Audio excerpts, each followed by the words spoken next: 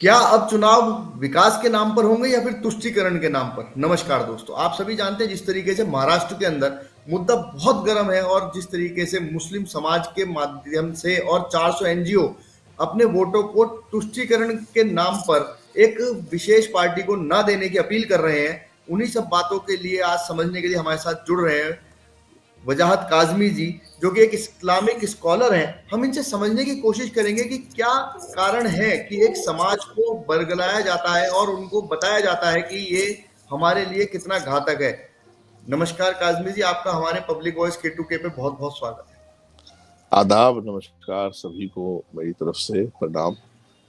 और काजमी आप जी। आपका आपका मौजू मुझे अच्छा लगा। जी आपका टॉपिक जो आपने रखा है ये बहुत शानदार है, और हम लोग दोनों भाई मिलकर इस पर जो है वो अच्छे से चर्चा करेंगे और एक निष्कर्ष निकाल करके अपने लोगों तक इस बात को पहुंचाने की कोशिश करेंगे। जी। जिस तरीके से आपने देखा कि महाराष्ट्र में अभी कुछ अपीलें चल रही हैं, 400 एनजीओ इस काम में लगी हुई हैं। उन्होंने कहा है कि क्या वक्फ बोर्ड खत्म करने वालों को आप वोट करना चाहेंगे, मुस्लिमों से अलीगढ़ छीनने वालों को वोट करना चाहेंगे, मदरसों को खत्म करने वालों के लिए, हमारी बेटियों को सिरों से हिजाब खींचने वालों के लिए वोट करना। क्या अब भारत के अंदर जो आने वाले समय के अंदर जो चुनावों की प्रक्रिया रहने वाली है, क्या वो इन्हीं चीजों पर रहने वाली है या फिर इन बातों पर होनी चाहिए कि किस तरीके से किसी को भी बिना किसी भेदभाव के नौकरी मिले या फिर वो विदेश में जाकर अपनी उच्च शिक्षा प्राप्त कर सके, भारत आने वाले समय में एक अच्छी अर्थव्यवस्था बन सके? क्या ये सब कहीं भी इस जगह नहीं रह पाएगा? क्या लगता है आप? मोहित भाई, बहुत शानदार बात आपने कही है। और देखिए, मैं कुछ चीजें ऐसी जो है वो डिस्कस करना चाहूंगा इस सवाल के जवाब में। जी 19 के लोकसभा चुनाव में, 2014 के लोकसभा चुनाव में, और अदर अलग से जो स्टेट्स के चुनाव हुए वहां भी मुस्लिम लीडरशिप और मुस्लिम संगठन जो है वो इस तरह के मुद्दे पहले उठाते रहे। देखिए, अपना कोई एजेंडा नहीं है मोहित भाई। ना मुस्लिम जी लीडरशिप के पास कोई एजेंडा है, ना मुस्लिम संगठनों के पास कोई एजेंडा है। और देश देश विकास की तरफ और तरक्की की तरफ बहुत तेजी से, और बहुत जो पिछले 40-50 सालों के काम थे वो इन 10 सालों में हुए हैं। तो इसलिए षड्यंत्र के अलावा कोई एजेंडा किसी पार्टी के पास और है भी नहीं है। जी मुस्लिम लावारिस हैं, पॉलिटिकली यतीम हैं, बेचारे हैं। इसलिए उनको बताया जाता है कि वो इस्लाम खतरे में है, हिजाब खतरे में है, मस्जिदें खतरे में है, कब्रिस्तान खतरे में है, मदरसे खतरे में है। और कोई रामलीला मैदान भर के, कोई इंडोर स्टेडियम भर के, कोई बरेली में तौकीर रजा जैसे लोग, ये सब जो है अलग अलग टीमें काम कर रही हैं। कांग्रेस की बी टीम में ये सब वर्गलाने का काम कर रही है। उसके पीछे जो बहुत बड़ी वजह है वो मात्र पिछले 20-25-30 सालों में, और खास तौर से इन 10 सालों में, मात्र एक सूत्रीय कार्यक्रम है कि मोदी जी को हटाओ, बीजेपी को हटाओ। मुसलमान पूरे देश में, बिहार में लालू को, उत्तर प्रदेश में अखिलेश को, और हरियाणा में हुड्डा को, फलाना को, चौटाला को, उधर शरद पवार को, मुसलमान मात्र एक सूत्रीय कार्यक्रम के लिए वोट कर रहा है कि सिर्फ बीजेपी को हटाना है, मोदी को हटाना है। आपने आपने अचानक से भी कुछ चीजें बदलती देखी होंगी। जी जैसे कि आप देखेंगे कि उद्धव ठाकरे और शिवसेना को लेकर मुसलमान वही नजरिया रखता था जो बीजेपी को लेकर के नजरिया है मुसलमान का। जी जी लेकिन अचानक से आपने देखा कि उद्धव ठाकरे के लिए तन मन धन की हमदर्दी आ गई है मुसलमानों में, क्योंकि वो बीजेपी को गालियां देने लगे हैं, मोदी को गालियां देने लगे हैं, हिंदुत्वा को गालियां देने लगे हैं। मुसलमान इस बात को पसंद कर रहा है कि मोदी को कौन कितनी गाली दे सकता है, हिंदुत्वा को कौन कितनी गाली दे सकता है, आरएसएस बजरंग दल को कौन कितनी गाली दे सकता है, कौन लठिया सकता है, कौन उनको हरा सकता है। मुसलमान सिर्फ ये तलाश कर रहा है। मुसलमान इस जमीन को नहीं तलाश कर रहा कि मेरे बच्चों को शिक्षा कौन देगा, रोजगार कौन देगा, तरक्की कौन देगा। आज पूरा रेल पेल तरक्की की हो रही है। जब देश तरक्की कर रहा है तो मुसलमान भी कर रहा है, हिंदू भी कर रहा है, सिख भी कर रहा है, ईसाई भी कर रहा है। मुसलमान इस पर कोई नजर नहीं रखेगा। और वो एनजीओ, वो संगठन जो आप बता रहे हैं, जो काम कर रहे हैं, वो इसी इमोशनल चीजों पर काम कर रहे हैं, जिसका ताल्लुक जो है वो मुसलमानों के जज्बात से है। और जाहिर सी बात है, मुसलमान तो ऑलरेडी पहले से इन मामलात में जज्बाती है, कुछ ये भड़का रहे हैं उसको। एक पहलू तो ये है जो सियासी पहलू है।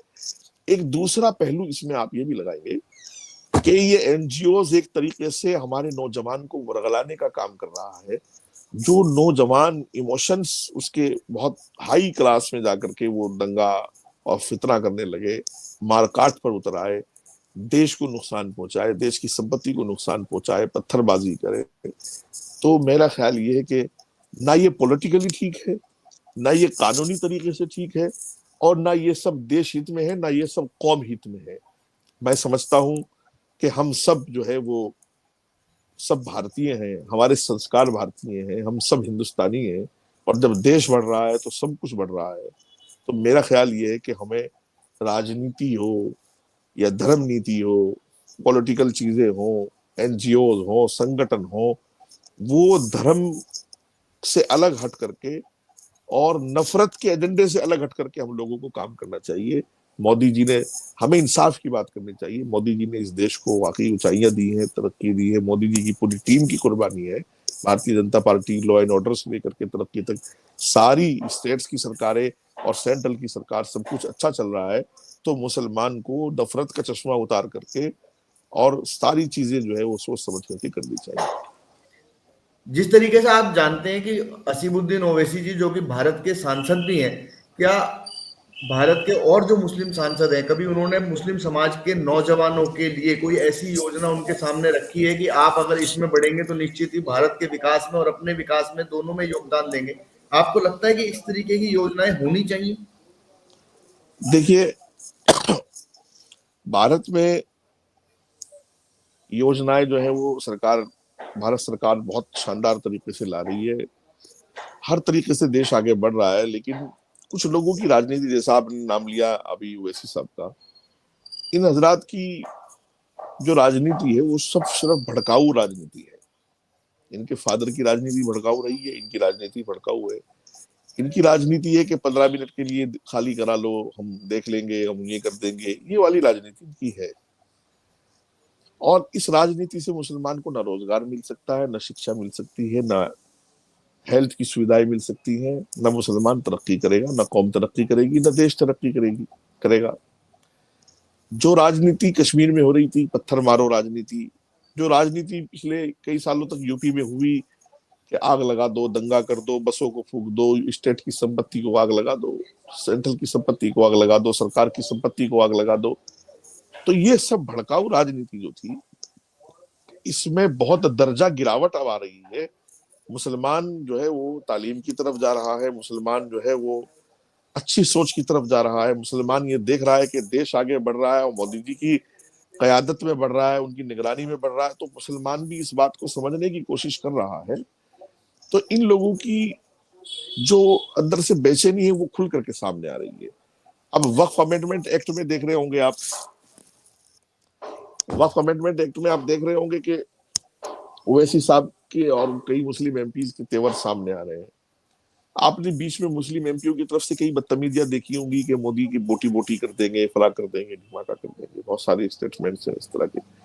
लेकिन जहां तक मैं समझता हूं, मोदी जी ने बगैर पीछे देखे हुए, बगैर दाएं बाएं देखे हुए तरक्की के रास्ते को जो पकड़ा है और जो विकास की गंगा देश के अंदर बही है, आप ये देखिएगा कि मोदी जी के काल में उनके हुकूमत का जो पहला दौर था, फर्स्ट टर्म था, दुनिया किस महामारी से गुजरी है। 125 करोड़ से ज्यादा की आबादी का देश है।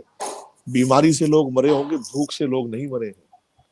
राशन की, दवाइयों की, किसी तरह की कोई कमी नहीं। रात दिन जाग कर मोदी जी ने और मोदी जी की टीम ने इस महामारी से हिंदुस्तान को कैसे निकाला। और हिंदुस्तान ही को नहीं, आप पूरी देख लीजिएगा कितने देशों की दुनिया में मोदी जी ने मदद की है, हर तरीके से मदद की है। तो मैं समझता हूं कि आज हिंदुस्तान जिन बुलंदियों पर है, भारत जिन ऊंचाइयों पर है, उसमें मोदी जी का बड़ा योगदान, उनकी टीम का बड़ा योगदान है। हर भारतवासी उसको समझ रहा है। उसमें हिंदू भी है, उसमें मुस्लिम भी है, उसमें सिख भी है। तो हमें यही भावनाएं लेकर के आगे बढ़ना चाहिए कि अब हम जो है जिन ऊंचाइयों की तरफ जा रहे हैं, वहां हमें ये बात शोभा नहीं देती कि ये हिंदू का है, ये मुस्लिम का है, ये सिख का है, ये ईसाई का। हम सब भारतीय हैं। भारत आगे बढ़ रहा है, भारतीय आगे बढ़ रहा है। इसलिए मैंने अभी वक्फ बिल पर जो बात मैं कर रहा हूं, तो मेरी एक मांग बहुत सारी दुनिया में, सारे हिंदुस्तान में लोग देख रहे हैं उस मांग को, कि वक्फ की जितनी संपत्ति है सब उसको नेशनल संपत्ति घोषित करें, वो देश के काम आए। क्योंकि पिछले 70 सालों में वो 1 लाख एकड़ से 8 लाख एकड़ तक पहुंच गई है, लेकिन उसका मुसलमान कौम को कोई फायदा नहीं हुआ, न शिक्षा में, न हेल्थ में, न मेडिकल, कहीं भी किसी भी लाइन में, न विधवाओं को पेंशन देने में, न बच्चियों की शादी कराने में कौम को कोई फायदा नहीं हुआ। अब मैं तो, मेरी मांग सरकार से ये है कि उसको नेशनल संपत्ति घोषित करके वो देश के काम आए। जब देश तरक्की करेगा तो देश में मुसलमान भी रहता है, सिख भी रहता है, ईसाई भी रहता है, हिंदू भी रहता है, सभी रहते हैं, सभी तरक्की करेंगे।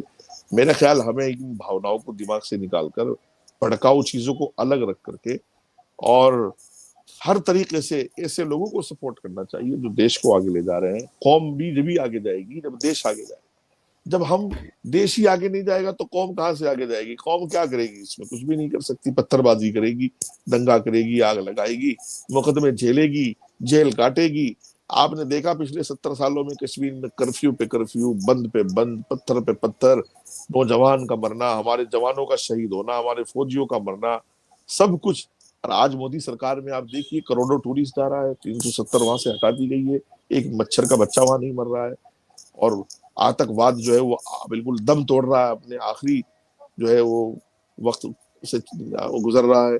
तो ये सब चीजें मोदी जी की कामयाबी, उनकी मेहनत, उनकी टीम की मेहनत, ये बहुत वाकईतन कुर्बानी है।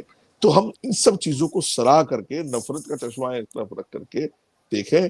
और ये जितनी एनजीओ घूम रही है, हम इनसे सवाल करें कि आपने हमारे बच्चों की शिक्षा का क्या इंतजाम किया जो बकवास करने आए हो? आपने हमारी बेवाओं की पेंशन का क्या इंतजाम किया है? आपने हमारे लिए कौन से स्कूल और कौन से हॉस्पिटल खोले हैं? आप, जमीयत 100 साल पुराना संगठन है, एक स्कूल उसने देश को नहीं दिया, एक हॉस्पिटल उसने देश को नहीं दिया, और खुद भी वो वक्फ की जमीन पर कब्जा करके ऑफिस बनाए हुए हैं। तो इनसे मुसलमान सवाल करेगा तो बात बनेगी, वरना तो ये ऐसे गुमराह करते रहेंगे। वैसे अब मुसलमान जो है वो समझ रहा है और इनके बहकावे में नहीं आएगा। जी, जिस तरीके से आपने बताया कि मुस्लिम समाज को समझने की जरूरत है और बिना समझे यदि मुस्लिम समाज आगे बढ़ेगा तो निश्चित ही वही तरीका हो सकता है कि जिस तरीके से अगर कोई पानी के जहाज में बैठ के अगर एक हम इस बात को समझने की कोशिश करें कि पानी के जहाज में हमारे सभी भाई बैठे हैं, चाहे वो हिंदू पक्ष हो, मुस्लिम पक्ष हो, सिख पक्ष हो, ईसाई पक्ष हो, और एक भी कोई छेद करने की कोशिश करता है तो वो सबको ही लेके डूबेगा। ऐसी ही स्थिति बिल्कुल। भारत के अंदर है। लेकिन देखना होगा कि आने वाले समय में जितने भी मुस्लिम समाज के बड़े नेता हैं वो इस बात को किस तरीके से अपने समाज तक पहुंचा पाते हैं कि भारत के विकास में ही वो अपना योगदान दें और इन चीजों को समझें। आज आप हमारे साथ जुड़े, आपने इन विषयों पर बहुत अच्छे से हमारे व्यूअर्स को बताया। आपका बहुत बहुत धन्यवाद। नमस्कार। नमस्कार।